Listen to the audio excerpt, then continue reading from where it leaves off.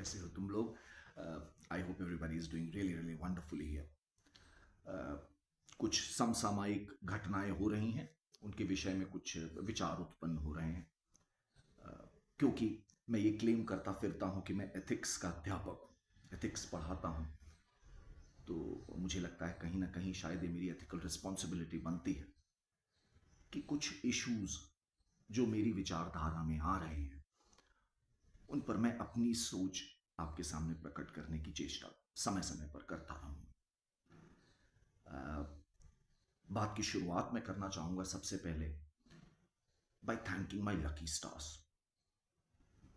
Why? I've been reading this book, right? It is called as Three Daughters of China. और इसमें तीन पीढ़ी की औरतें दिखाई गई, राइट?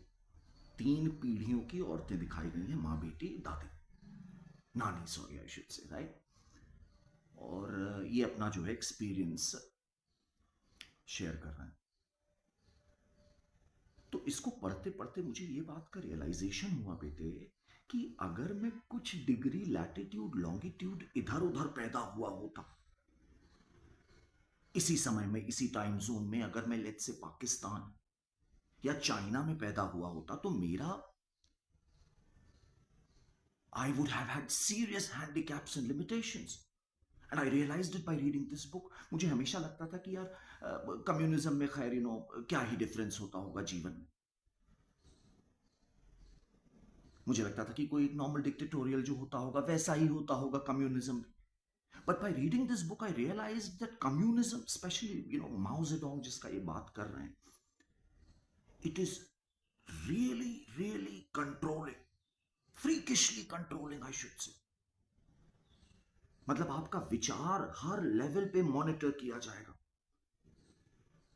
तो डू यू रियलाइज कि फ्री विचार उत्पन्न होना ही कितना मुश्किल भरा होगा चाइना में, अगर मैं कुछ डिग्री लैटिट्यूड उधर पैदा हो गया होता, longitude, then imagine I would not have been able to develop this free sense of questioning.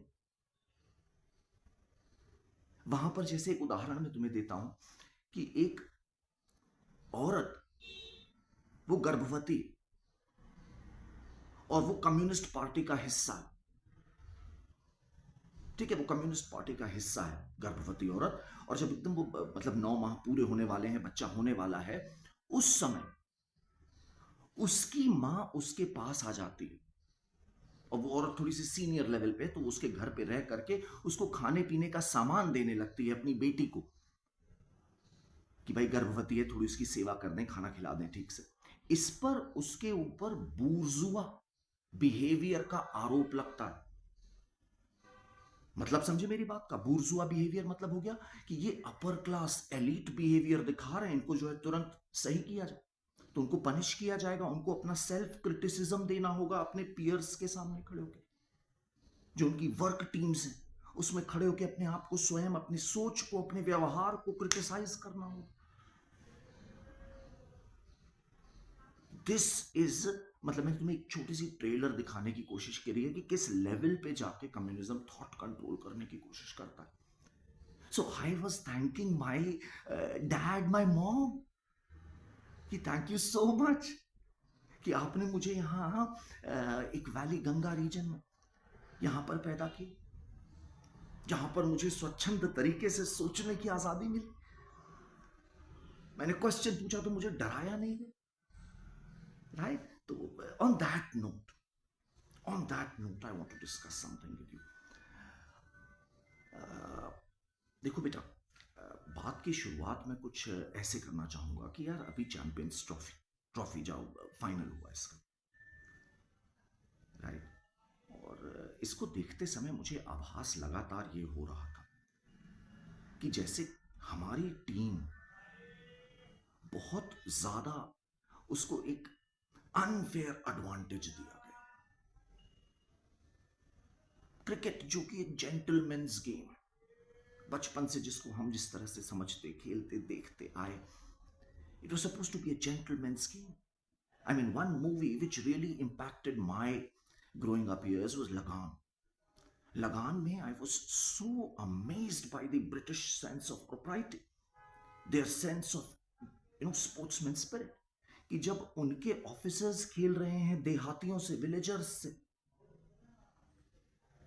Official match जब हो गया, देन दे एंश्योर्ड कि न्यूट्रल ऑब्जेक्टिव अंपायर्स पहुंच करके वहां पर देख रेख में, और उन लोगों ने, याद करो अगर पिक्चर तुमने देखी हो तो उन्होंने कितने सही सही मौकों पे कितना गजब का एक न्यूट्रल अनबायस्ड अंपायरिंग दिखाई.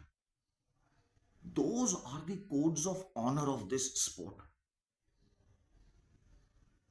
isn't it? जेंटलमैन्स गेम हम इसे कहते हैं. और वहां पर आज जब हम ऊपर वाले की दया से हम लोग इतने डोमिनेंट पोजीशन पर हैं इस समय उसमें,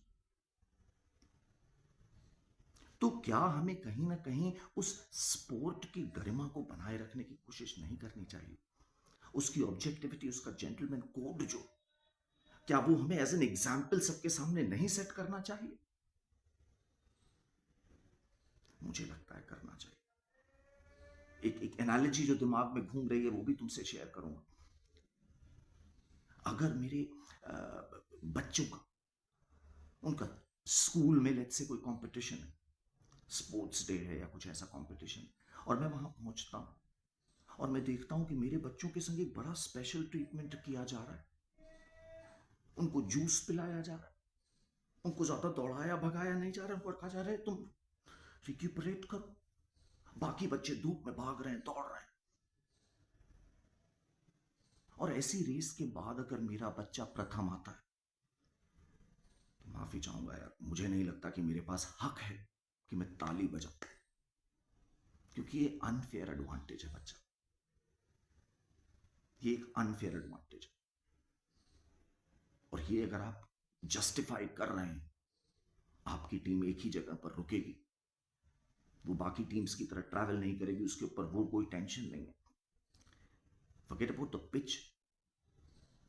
Do you realize the amount of relaxation when you are when you realize क्योंकि मुझे महीने भर यहीं रहना है, बीच बीच में मैचेस आएंगे, you can set your routine, you can be in an entirely different space rather than catching up flights. तो क्या ये एक बहुत बड़ी एडवांटेज नहीं थी? मुझे लगता है थी यार, मुझे लगता है थी. और ये हम लोगों को शेड्यूलिंग में अगर हमको नहीं खेलना था तो हमें मना कर देना चाहिए कि हम चैंपियंस ट्रॉफी में जाएंगे, हमारे संबंध नहीं अच्छे हैं, हम नहीं, आप लोग खेल लो अपना आराम से. But just because we are dominating this, अगर सोचो हमारे संग ऐसा हुआ होता, हम रिसीविंग एंड पे होते, सोचो, ये एथिक्स में हमेशा ध्यान रखो, अपने आप को दूसरे के शूज में भी रख के सोचो, तो तुम्हें थोड़ी सी क्लैरिटी आएगी यार. ये तो दुनिया के तमाम धर्मों का एक अगर मूल सूत्र है तो वो ये कि वैसा व्यवहार मत करिए जैसा आपको लगता है कि अगर आपके संग होगा तो आपको बुरा लगेगा. वैसा व्यवहार आप अगले के साथ नहीं कर सकते. तो अगर आपके संग ऐसा हो कि किसी दूसरी टीम को एक स्पेशल एडवांटेज दिया जाए, उसके लिए रेनी डे रख दिया जाए, उसको ट्रैवल ना करना हो, आपको कैसा लगेगा? आपकी टीम के संग अगर ऐसा हो तो आपको कैसा लगेगा? मुझे तब भी नहीं अच्छा लगेगा और मुझे अब भी नहीं अच्छा लगेगा. मुझे चाहिए कि एक फेयर कंपटीशन, और वहां पर हमारे इतने अच्छे अच्छे जो प्लेयर्स हैं वो शाइन करके बिना किसी मॉरल गिल्ट के, बिना किसी को एक्सप्लेनेशन देने की जरूरत के वहां पर खड़े हो और मुस्कुराएं और फोटो खींचें. Isn't it?